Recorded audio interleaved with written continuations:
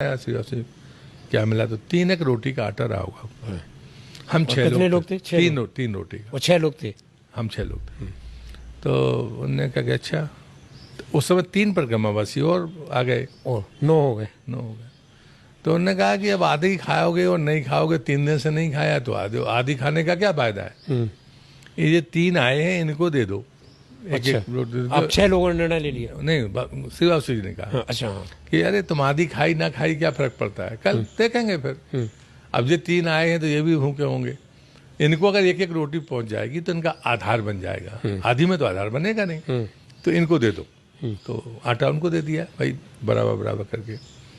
अब किसी का पास पात्र तो वहाँ होता नहीं झाड़ी में, तो वो डिब्बे में एक वो सोनी लड़का था, तो उसने आटा डाला और वो वहाँ अपना काम में लगे, हम आटा दे के वापस आ गए। अब श्रीवासी जी हमसे कह रहे देखो होम करते कैसे हाथ जलते, अभी तुम्हें समझ में आएगा। जैसे वो तो बिल्कुल जैसे फिल्म में चलती है ऐसे बोलते थे। कह लगे अभी देखो होम करते हाथ कैसे जलते हैं। तो उसने जैसे ही पानी डाला तो ज़्यादा डल गया। अब ज़्यादा डल गया तो वहाँ तो एक चुटकी भी आटा नहीं।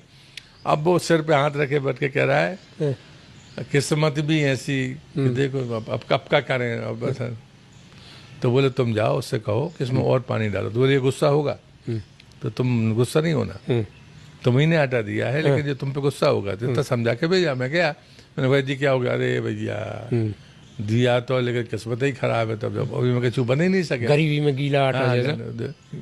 तो मैंने कहा कि इसमें और पानी डाल दो। तो कल लेके अब तुम और हमारा मजाक उड़ा भी आ गए, और पानी डाल दो। अरे मैंने कहा भगत जी मानो तो मेरी बात, आप इसको पानी डालो। तो कल हम कच्चो खा जाए। अरे मैंने कहा कच्चो का पेट खराब हो जाएगा। तो कह लगे हमने कहा पानी डाल दो। तो मान गया वो बात में, पहले तो गुस्सा हुआ फिर मान गया।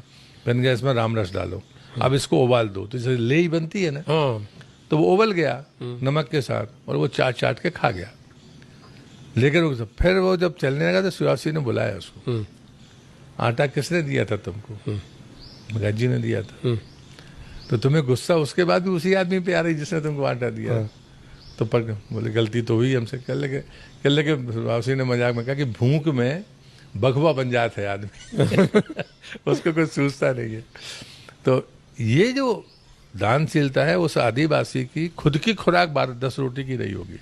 परिवार अगर रहा होगा तो सोचिए आप, उसने अपने भोजन का आधा हिस्सा परिक्रमावासी को दे दिया और उसको पता नहीं था। तब तक मैं 3 चुनाव लड़ चुका था। उसको नहीं मालूम था कि भिक्षा कौन मांग रहा है मुझसे। मैं अभी भी मानता हूं जब तक मैं जीऊंगा धरती में उससे बड़ा दानी मैं किसी और को मानने के लिए तैयार नहीं। ना मैं उसका नाम जानता, ना मैं उसका गांव जानता, और ना वो मुझे जानता था कि मैंने किसको भिक्षा दी है। लेकिन ये सच्चाई है, और इसलिए मुझे लगता है कि जो दानी बनने की बात करते हैं ना, उनको इससे सबक लेना चाहिए। 2 घटनाएं मैंने कही हैं, दोनों अपने आप में ऐसी हैं जो अविश्वसनीय है। बिल्कुल, हम भी अपने हिस्से का आधा दान नहीं कर सकते। कई बार कर देते होंगे, लेकिन मैं दावा नहीं करता कि कई बार ऐसा हो जाता होगा, कहीं ना कहीं हाथ बंद हो जाता है, थोड़ा दे दो यार, थोड़ा बचा लो। लेकिन दोनों घटनाओं में ऐसा